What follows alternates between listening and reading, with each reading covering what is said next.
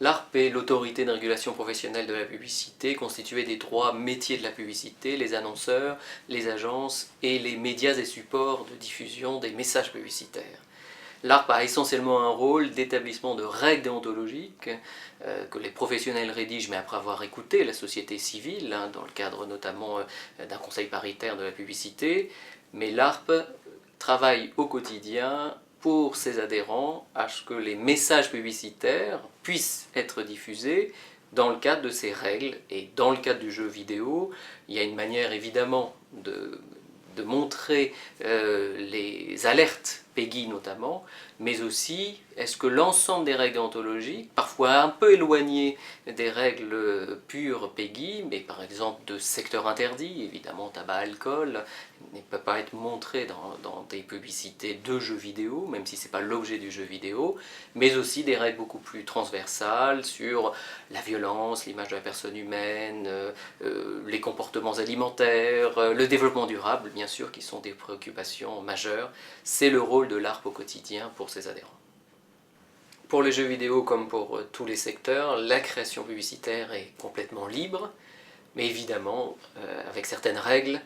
qui sont soit définies dans le cadre du droit positif, et vous savez qu'en matière d'audiovisuel, c'est le CSA qui en France règle un grand nombre de points relatifs à la publicité télé et un peu radio bien sûr. Pour la publicité télé, vous le savez, en matière de jeux vidéo, l'on fait apparaître les PEGI 12, 16 et 18, et en y ajoutant les mentions interdites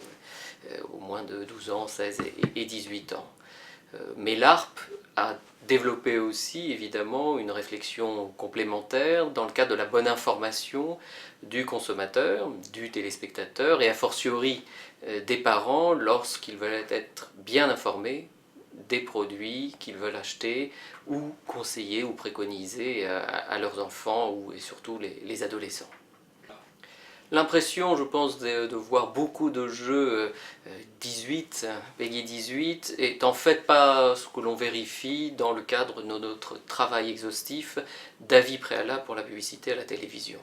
Puisque moins de 10%, sur tous ces premiers mois de l'année 2011, moins de 10% des spots que l'on a visionnés concernent ces jeux-là. Par contre, c'est vrai que ces jeux peuvent aussi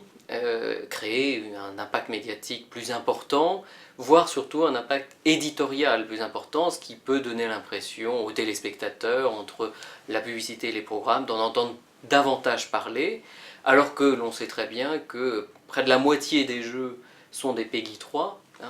les jeux produits en France, et que les jeux PEGI 18 sont très minoritaires, 4% seulement de la production créative. Alors si tout parent, personne physique bien sûr, mais aussi personne morale, je pense évidemment aux associations, estiment qu'une publicité est choquante, il y a maintenant depuis 2008 un jury de déontologie publicitaire qui est une instance associée à l'ARP, qui est une instance auprès de laquelle on peut se plaindre, exprimer de manière tout à fait simple, en vocabulaire de tous les jours, en quoi cette publicité a été choquante. Évidemment, il faut que ça soit bien une publicité, qu'elle ait été diffusée depuis moins de 2 mois, quel que soit le support de diffusion, de la télévision, mais aussi de l'internet, puisque c'est aussi une autre forme évidemment de développement du jeu vidéo, et puis la publicité sur mobile, ne l'oublions pas. Toute personne peut donc se plaindre de manière très simple, et ce jury, constitué de personnalités indépendantes de la profession publicitaire, rendra une décision, cette décision étant rendue publique après un débat contradictoire entre les plaignants, mais aussi évidemment les producteurs de la publicité, et en l'occurrence aussi le producteur du jeu vidéo.